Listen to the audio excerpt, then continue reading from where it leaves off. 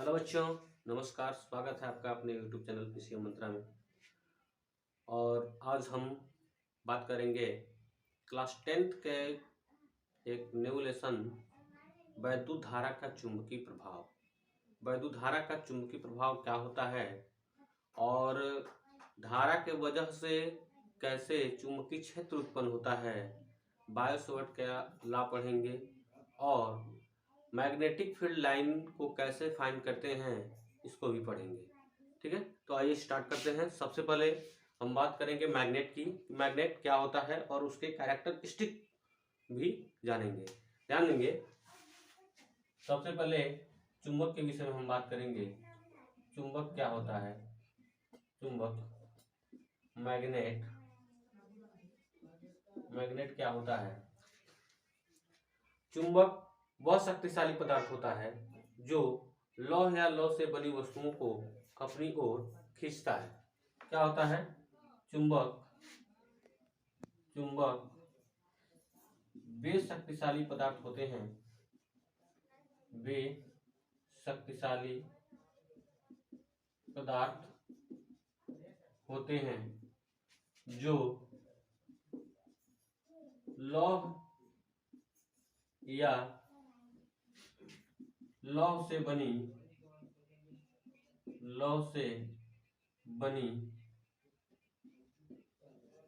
लौह से बनी वस्तुओं को अपनी ओर खींचता है या आकर्षित करता है।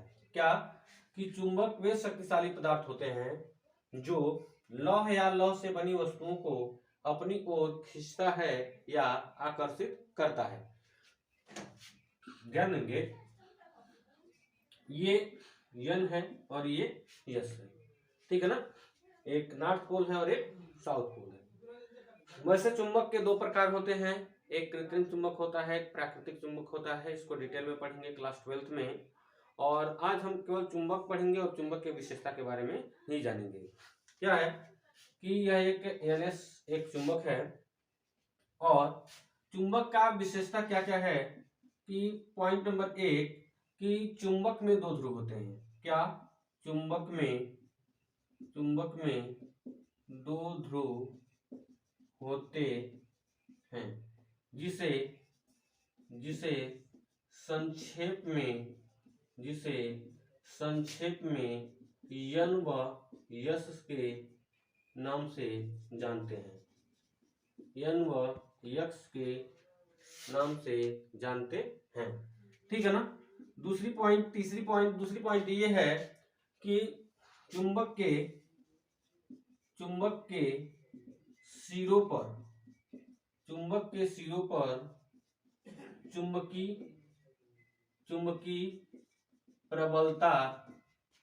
चुंबकीय प्रबलता अधिक होती है। क्या? चुंबक के सिरों पर जो चुंबकीय प्रबलता होती है वह अधिक होती है, अर्थात चुंबकीय क्षेत्र, उसका चुंबकीय शक्ति अधिक होता है। अगला पॉइंट क्या? चुंबक को दो भागों में विभाजित कर दिया जाए, दो भागों में बांट दिया जाए तो उसके भी दो ध्रुव खंड हो जाते हैं। अगला पॉइंट क्या कि किसी चुंबक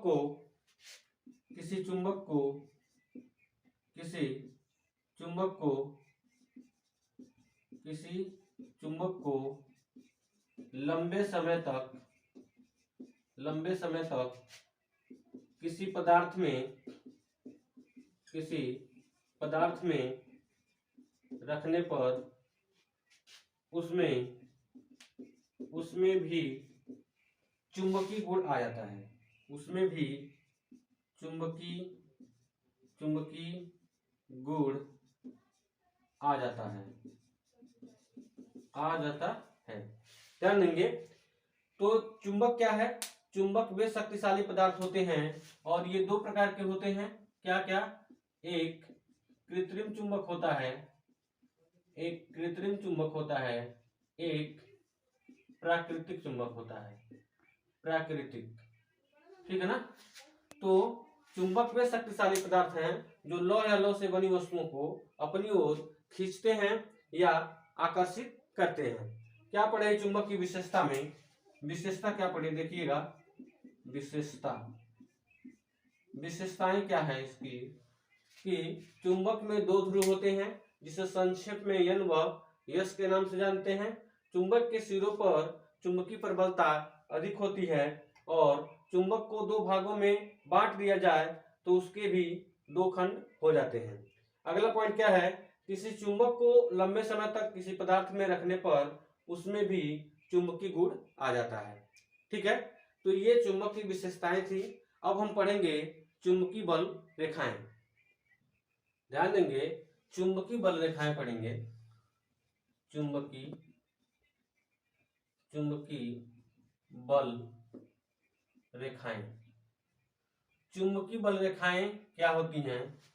चुंबकीय बल रेखाएं चुंबकीय क्षेत्र में खींची गई वे काल्पनिक रेखाएं होती हैं जो चुंबकीय क्षेत्र में अविरत प्रदर्शन करती हैं। क्या? चुंबकीय बल रेखाएं चुंबकीय क्षेत्र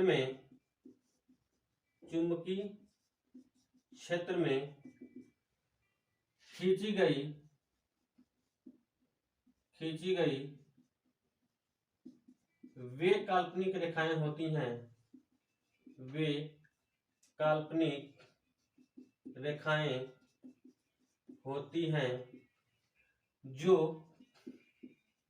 चुंबकीय क्षेत्र में अविरत प्रदर्शन करती हैं।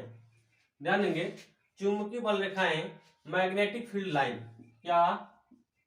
Magnetic field line. Magnetic field line क्या है कि चुंबकीय बल रेखाएं चुंबकीय क्षेत्र में खींची गई वे काल्पनिक रेखाएं होती हैं जो चुंबकीय क्षेत्र में अविरत प्रदर्शन करती हैं। इनका कैरेक्टरिस्टिक देखेंगे, विशेषता देखेंगे, विशेषताएं या लक्षण। विशेषताएं या लक्षण क्या कि अगर कोई मैग्नेट है N और S, ठीक है, तो जो बल रेखाएं होती हैं हमेशा उत्तरी ध्रुव से निकलती हैं और वक्र बनाती हुई दक्षिणी ध्रुव में प्रवेश करती हैं। चुंबकीय बल रेखाएं चुंबकीय क्षेत्र में हमेशा उत्तरी ध्रुव से निकलती हैं और वक्र बनाती हुई दक्षिणी ध्रुव में प्रवेश करती हैं। ठीक है, तो ये चुंबकीय क्षेत्र है। पहला पॉइंट क्या लिखेंगे? पहला पॉइंट लिखेंगे चुंबकीय बल रेखाएं सदैव उत्तरी ध्रुव से निकलती हैं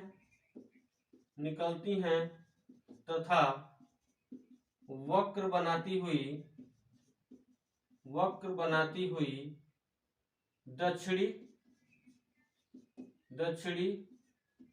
ध्रुव में प्रवेश करती हैं। दक्षिणी ध्रुव में प्रवेश करती हैं। अगला पॉइंट क्या कि चुंबक के सिरों के पास बल रेखाएं पास पास होती हैं। चुंबक के समीप चुंबकीय बल रेखाएं पास पास होती हैं, अतः चुंबकीय क्षेत्र सघन होता है। अगला पॉइंट क्या चुंबक लिखेंगे, चुंबक से दूर, चुंबक से दूर बल रेखाएं, बल रेखाएं जहां होती हैं वहां पर चुंबकीय क्षेत्र दुर्बल होता है, दुर्बल होता है। ये बल रेखाएं हमेशा एक बंद वक्र बनाती हैं। ये बल रेखाएं हमेशा क्या होती हैं? बंद वक्र बनाती हैं। एक पॉइंट और लिख लेंगे, ये बल रेखाएं, ये बल रेखाएं, ये बल रेखाएं एक बंद वक्र बनाती हैं। अगला पॉइंट क्या? ये एक दूसरे को कभी नहीं काटती हैं, एक दूसरे को कभी नहीं काटती हैं। यदि काटती तो कटान बिंदु पर स्पर्श रेखाएं खींची जा सकती, स्पर्श रेखाएं खींची जा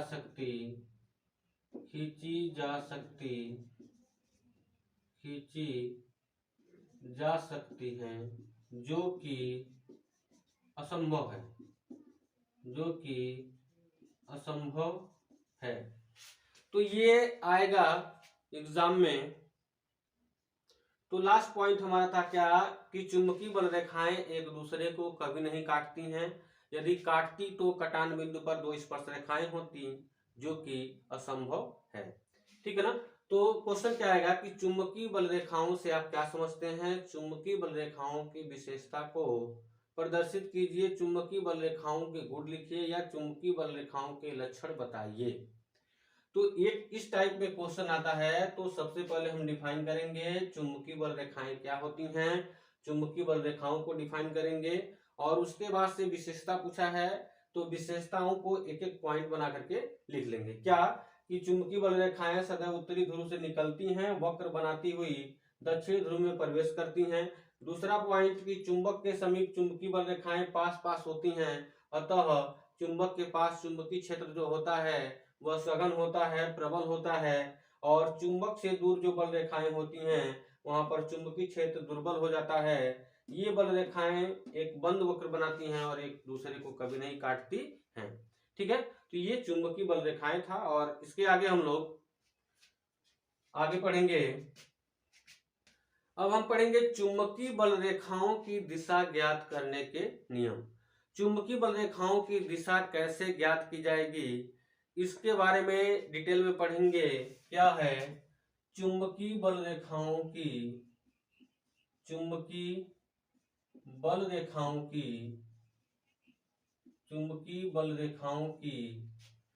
दिशा ज्ञात करने के नियम।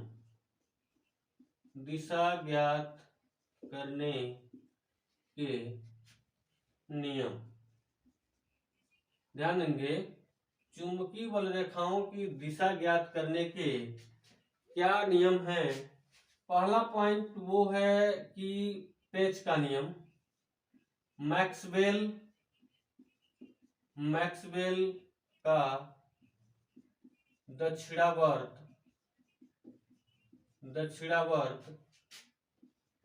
पेच का नियम।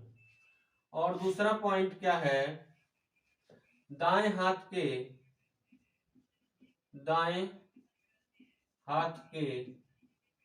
अंगूठे का नियम। दाएं हाथ के अंगूठे का नियम। पहला मैक्सवेल का दक्षिणावर्त पेच का नियम है और दूसरा है दाएं हाथ के अंगूठे का नियम। तो मैक्सवेल के दक्षिणावर्त पेच का नियम क्या है? इस नियम के अनुसार यदि हम किसी पेचकस को मैक्सवेल का पेचकस का नियम या पेच का नियम क्या है, ध्यान देंगे। यदि हम अपने दाएं हाथ से किसी पेचकस को इस प्रकार पकड़ें कि पेचकस की नोक धारा की दिशा में हो, किस डायरेक्शन में हो, पेचकस की नोक धारा की दिशा में हो, तो पेचकस को घुमाने के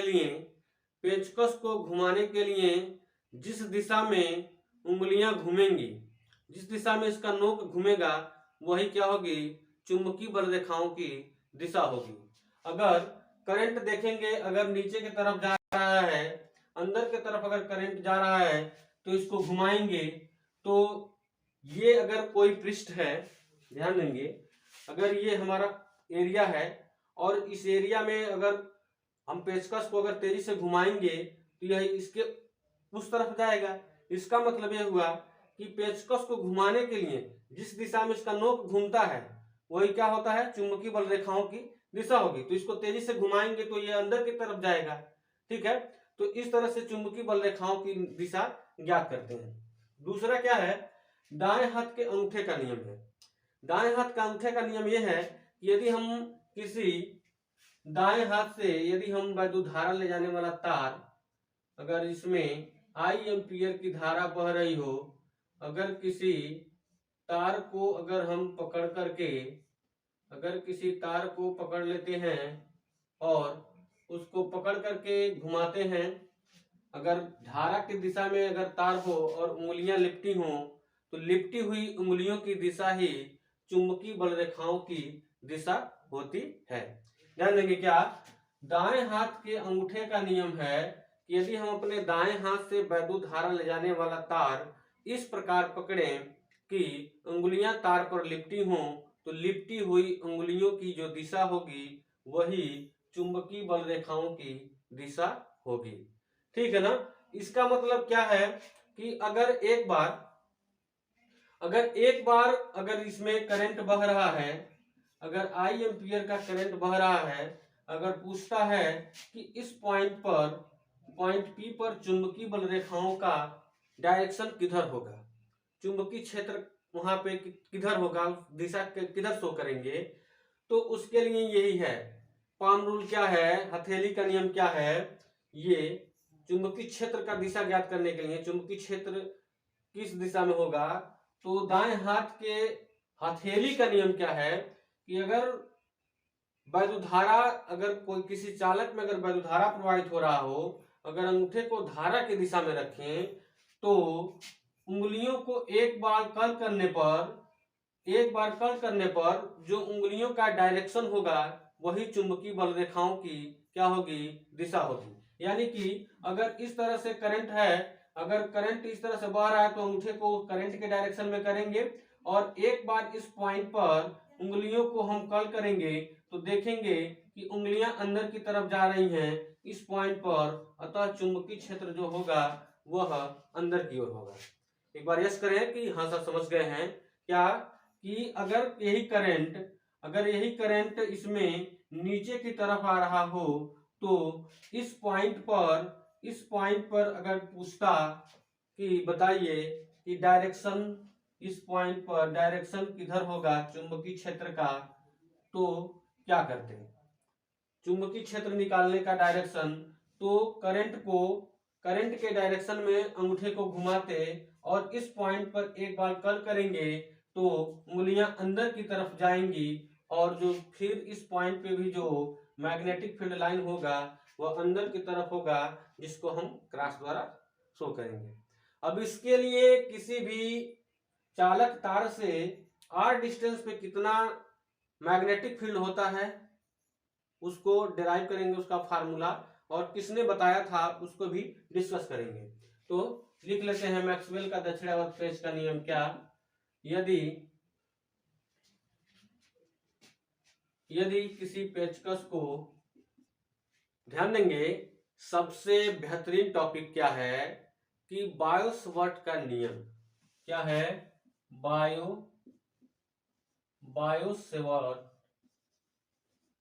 बायो-सवर्ट का नियम क्या है।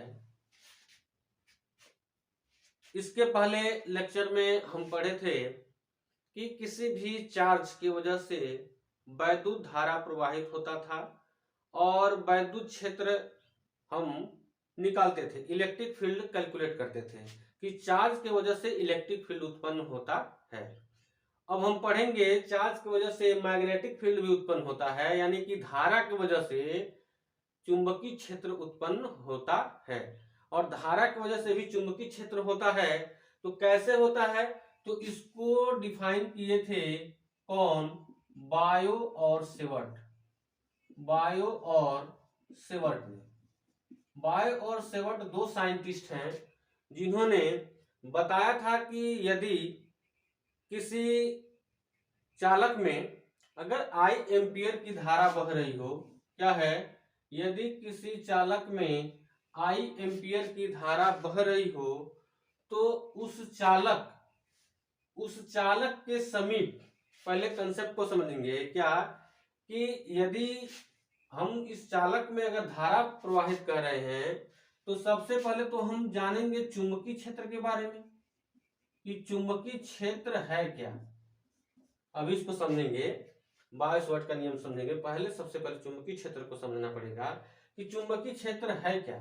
तो चुंबकीय क्षेत्र किसी चालक में अगर हम धारा प्रवाहित कर रहे हैं या फिर सर्किट में कोई भी करंट प्रवाहित हो रहा है तो उसके पास अगर हम चुंबकीय सुई को ले जाते हैं, अगर चुंबकीय सुई का डायरेक्शन इस तरह से है, अगर हम जैसे ही इसके पास ले जाएंगे तो इसमें क्या हो जाएगा, इसमें एक डिफ्लेक्शन होगा और वो डिफ्लेक्शन कुछ इस तरह से हो जाएगा, ठीक है ना। अर्थात जब किसी चुंबकीय सुई को जब हम धारावाही चालक तार के समीप ले जाएंगे तो उसमें डिफ्लेक्शन उत्पन्न होता है, उसमें डिफ्लेक्शन हो जाता है इस तरह से। तो इससे स्पष्ट होता है कि क्या, कि अगर किसी धारावाही चालक के चारों तरफ का वह क्षेत्र जिसमें कोई चुंबकीय सुई अपने ऊपर एक बल का अनुभव करती है जिसे उसका चुंबकीय क्षेत्र कहते हैं। ध्यान देंगे कि जब किसी धारावाही चालक तार के समीप या जब किसी धारावाही चालक के पास चुंबकीय सुई को ले जाते हैं तो उसमें डिफ्लेक्शन होता है। इसका मतलब कि चुंबकीय सुई अगर अपने ऊपर बल का अनुभव करती है उसे उसका क्या कहेंगे, चुंबकीय क्षेत्र कहेंगे। या चुंबक के चारों तरफ का वह क्षेत्र जिसमें उसके गुणों का आभास किया जा सके चुंबकीय क्षेत्र कहलाएगा। और इसी चुंबकीय क्षेत्र को ज्ञात करने के लिए बाय और सेवर्ट ने रूल दिया था, और वो रूल क्या है इसको ध्यान से समझेंगे। क्या, कि अगर धारावाही चालक तार में अगर करंट फ्लो हो रहा है, अगर धारा बह रही है, तो इसके छोटे से अल्पांश के कारण, एक छोटे से डेल्टा एल अल्पांश के कारण आर डिस्टेंस पर थीटा एंगल पर एक पॉइंट P है, उस पॉइंट P पर चुंबकीय क्षेत्र होगा, एक छोटा सा चुंबकीय क्षेत्र होगा, क्योंकि हम चालक तार के अल्पांश को लिए हैं और छोटे से अल्पांश के कारण अगर थीटा एंगल पर देखेंगे तो यहाँ पर चुंबकीय क्षेत्र जो होगा वह बहुत छोटा होगा। तो चुंबकीय क्षेत्र कितना होगा इसका मैग्नीट्यूड निकालने के लिए बाय और सेवर्ट ने ये बात बताया है। क्या, फर्स्ट पॉइंट बताए कि चालक तार से चुंबकीय क्षेत्र जो होता है, अगर धारा I प्रवाहित कर रहे हैं तो चुंबकीय क्षेत्र का जो मान होता है वह निम्न बातों पर डिपेंड करता है। पहला पॉइंट क्या, यह धारा के अनुक्रमानुपाती होता है, यह धारा के अनुक्रमानुपाती होता है।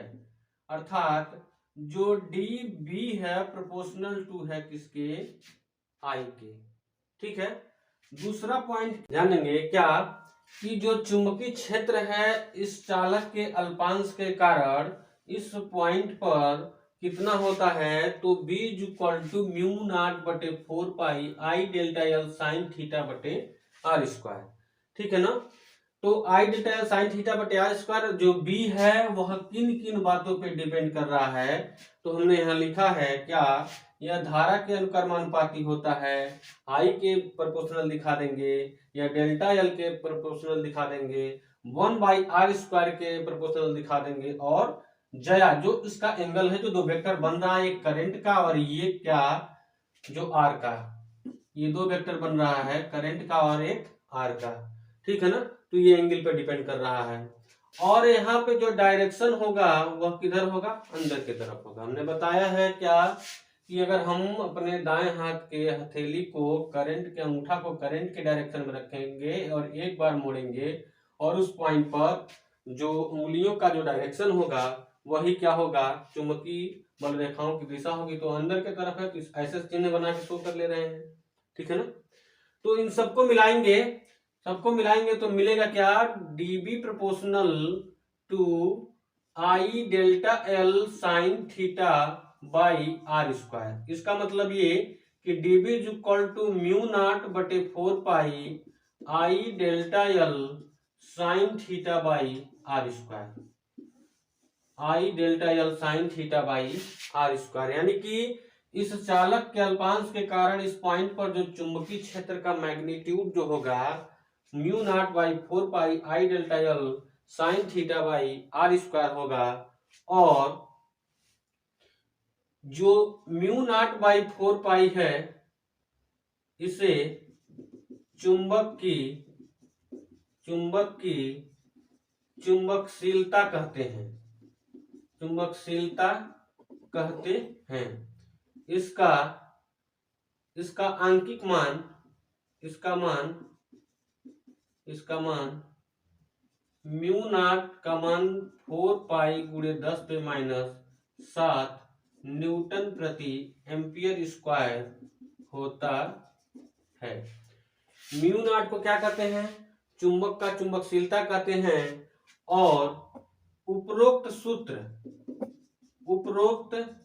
सूत्र बायो-सेवर्ट का नियम कहलाता है, बायो-सेवर्ट का नियम कहलाता है। एक बार फिर ध्यान से समझ लीजिए कि किसी भी चालक के अल्पांश के कारण जब उसमें हम करंट फ्लो करते हैं तो उससे चुंबकीय क्षेत्र उत्पन्न होता है, और उस चुंबकीय क्षेत्र का जो मैग्नीट्यूड होता है वह कितना होता है, ध्यान देंगे।